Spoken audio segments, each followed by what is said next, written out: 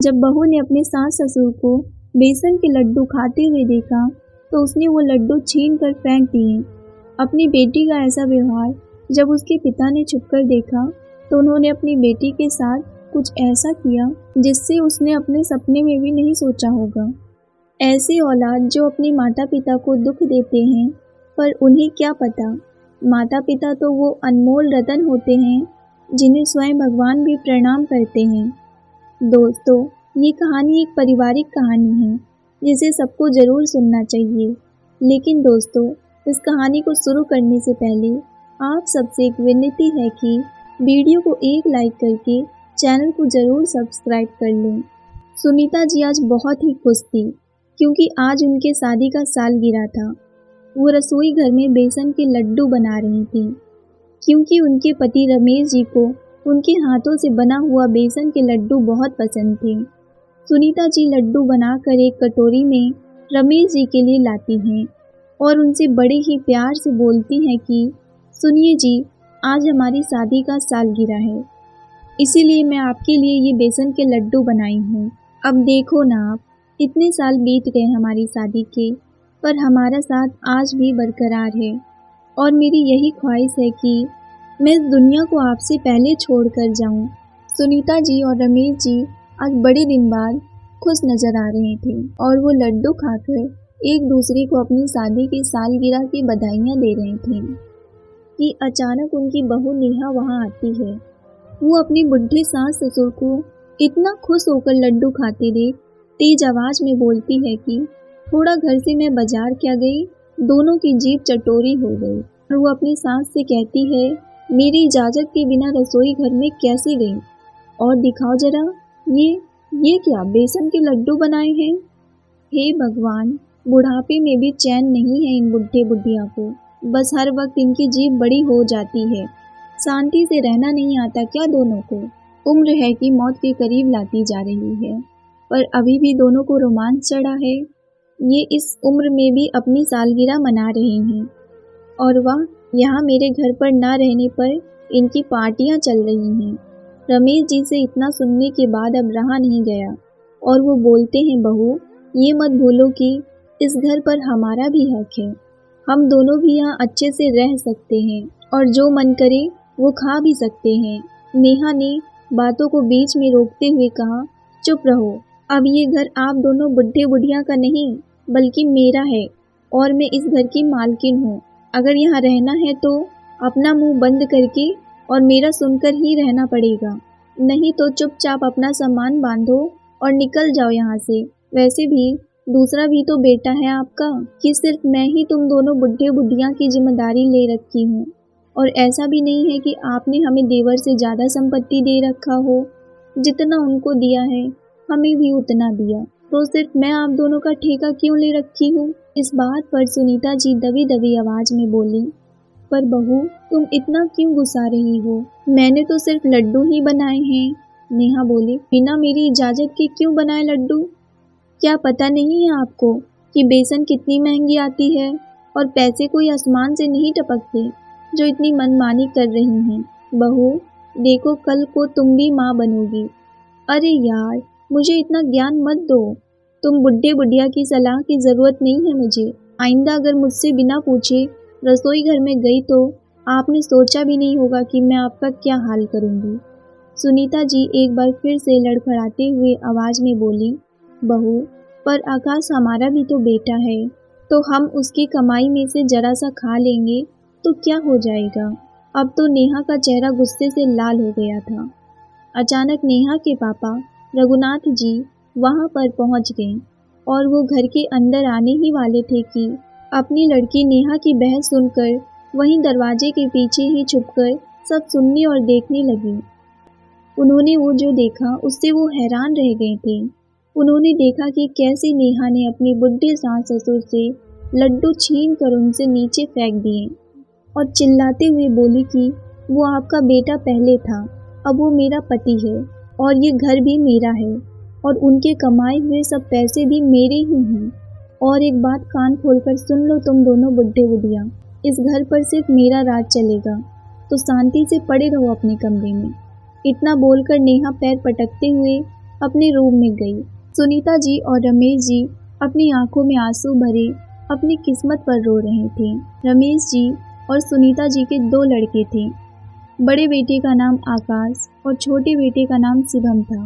उस वक्त रमेश जी की आर्थिक स्थिति सही नहीं थी, तब भी उन्होंने अपने दोनों बेटों की पढ़ाई लिखाई में कभी कोई कमी नहीं होने दी और दोनों को अच्छे और इंग्लिश मीडियम स्कूल में पढ़ाया। खुद कड़ी मेहनत मजदूरी करके दोनों बेटों को अपने पैर पर खड़ा किया। उनका बड़ा बेटा आकाश आर्मी में ऑफिसर था और छोटा बेटा इंजीनियर था। छोटा बेटा विदेश में अपनी पत्नी को लेकर अपने साथ चला गया और माता पिता तब से बड़ी बहू के साथ रहने लगे। बड़ा बेटा आकाश अपने माता पिता से बहुत प्यार करता था, इसीलिए नेहा को भी मजबूरन अपने सास ससुर को रखना ही पड़ा। नेहा को हमेशा यही बात सताती कि सिर्फ मैं ही इनको अपने साथ क्यों रखूं, इसीलिए वो रोजाना उन्हें ताने मारती और उन्हें परेशान करती थी। रमेश जी आज अपनी किस्मत पर रोए जा रहे थे। उनके मन में बस उस वक्त एक ही ख्याल आ रहा था कि क्यों उन्होंने अपने बुढ़ापे के खातिर थोड़ा बहुत भी पैसा बचा कर नहीं रखा। उन्होंने तो अपने बच्चों की पढ़ाई के खातिर अपना घर जमीन तक बेच दिया था और अब उनकी ऐसी हालात हो गई है कि उन्हें अपने बेटे बहुओं के टुकड़ों पर जीना पड़ रहा है। अभी दोनों अपना रोना रो ही रहे थे कि नेहा दोबारा कमरे में आई और कहने लगी, किसकी राह देख रहे हैं दोनों बुढ़े बुढ़िया, अब चलो उठो और काम पर लग जाओ। ये लड्डू जमीन पर पड़े हैं, इन्हें साफ करो। सुनीता जी अपने आंसू पोंछते हुए जमीन पर पड़े लड्डू साफ करती है। इधर दरवाजे के पीछे छुपे नेहा के पिताजी रघुनाथ जी ने सामने का नज़ारा देखकर और सुनकर हैरान ही रह गए और वो वहाँ से तुरंत अपने घर को वापस आ गए। घर पहुँचते ही वो चारपाई पर अपना सर पकड़कर बैठ गए। आज वो अंदर से बिल्कुल टूट चुके थे। कुछ ही देर बाद नेहा की माँ बबीता जी अपने पति को इतना परेशान देख बोलती है, क्या बात है जी, आज आप बहुत परेशान लग रहे हैं। अभी तो आप नेहा के घर गए थे ना, क्या हुआ, मेरे बच्चे ठीक तो है ना?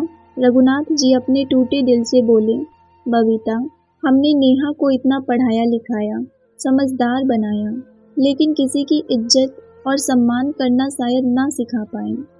क्या बात है जी, आप ऐसी बातें क्यों कर रहे हैं? बबीता जी परेशान होकर बोली कि तभी रघुनाथ जी के आंखों से आंसू बहने लगे और वो बोले, बबीता, शायद हमने अपने बच्चों की अच्छी परवरिश नहीं की।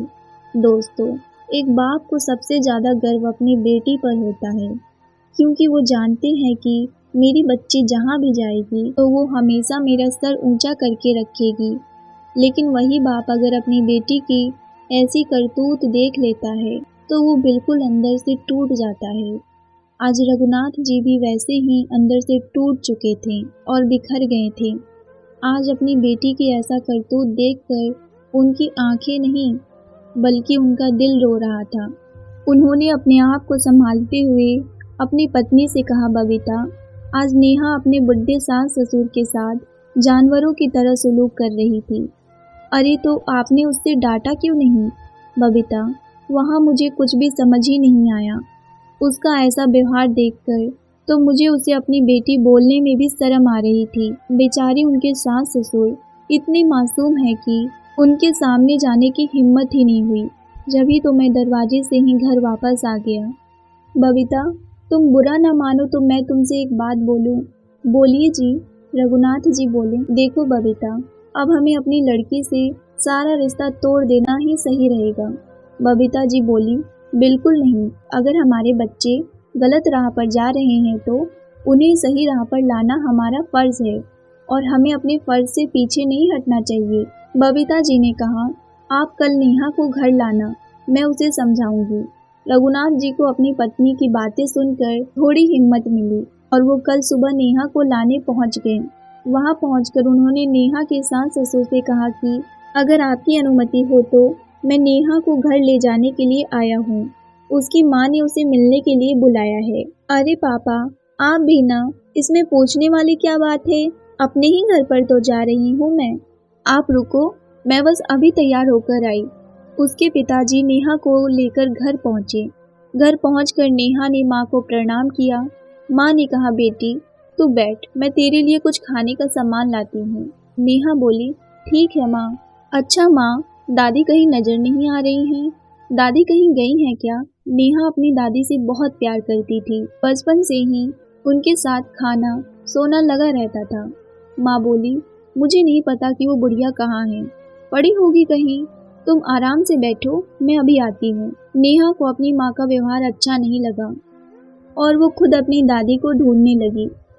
उसने चारों तरफ देखा और बोली, दादी जी, कहाँ हैं आप? देखो आपकी नेहा आई है। वो दादी के कमरे में गई तो उसने देखा कि दादी के सामने 2 सूखी बासी रोटी रखी है और उन्होंने गंदे कपड़े पहन रखा है। इससे पहले वो कुछ बोलती, नेहा की माँ आ जाती है और बोलती है कि क्या हुआ बेटी, तुम चलो यहाँ से। पर माँ, आपने दादी को सूखी रोटी क्यों दी है? माँ बोली, अरे ये बुढ़िया दिन प्रतिदिन इसकी जीभ लंबी होती जा रही है, बुढ़ापे में भी चैन नहीं है इसे। माँ, ये आप क्या बोल रही हैं? अगर दादी बूढ़ी हो गई हैं तो क्या, बुढ़ापे में अच्छा खाना नहीं खाते? नेहा तो चुप रहे और चल इस कमरे से बाहर। उसकी माँ ने नेहा का हाथ पकड़कर आंगन में लाती है जहाँ उसके पिताजी थे। नेहा ने कहा, क्या हो गया है माँ आपको? पहले तो ऐसी नहीं थी आप, कम से कम दादी की उम्र का तो लिहाज करो। पर नेहा की माँ बोली, ये मेरा घर है और मैं इस घर की मालकिन हूँ, तो यहाँ सिर्फ मेरी मर्जी चलेगी। नेहा को बहुत गुस्सा आता है। वो चिल्लाते हुए बोली, पर माँ, आपसे पहले तो इस घर पर दादी का हक है। कि तभी नेहा के पिताजी ने उसे एक थप्पड़ उसके गाल पर जड़ दिए और बोले, बस कर नेहा, पहले तू अपने आप को देख कि तू क्या कर रही है। अपने बुढ़े सास ससुर के साथ जानवरों की तरह सलूक करके यहाँ ज्ञान दे रही हो। नेहा सब कुछ समझ जाती है कि उसकी माँ उसे समझाने के लिए ऐसा कर रही थी। माँ बोली, नेहा, जैसे तेरी दादी जी का हक इस घर पर है, वैसे ही तेरे सास ससुर का हक तुझसे पहले उस घर पर है। उन्होंने तुम्हें अपना सब कुछ दे दिया, अपनी आज तक की कमाई, अपना बेटा और अपना घर, और बदले में तुमसे क्या चाहा? सिर्फ 2 वक्त की रोटी और प्यार भरी 2 बातें। पर तुमसे तो ये भी ढंग से ना हो पाया और तुमने उन्हें एक एक रोटी के लिए भी तरसा दिया। शर्म आती है तुम्हें अपनी बेटी कहते हुए भी।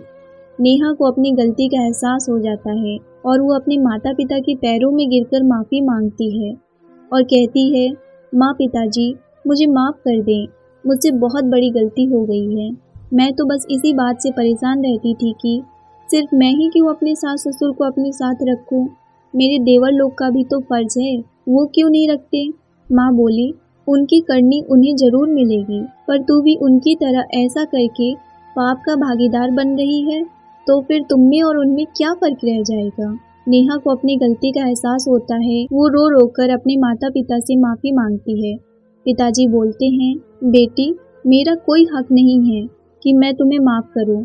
अब तुम्हें वही माफ़ कर सकते हैं क्योंकि आज तक तुमने उनका बहुत दिल दुखाया है और चैन की 2 वक्त की रोटी तक नहीं खाने दी है।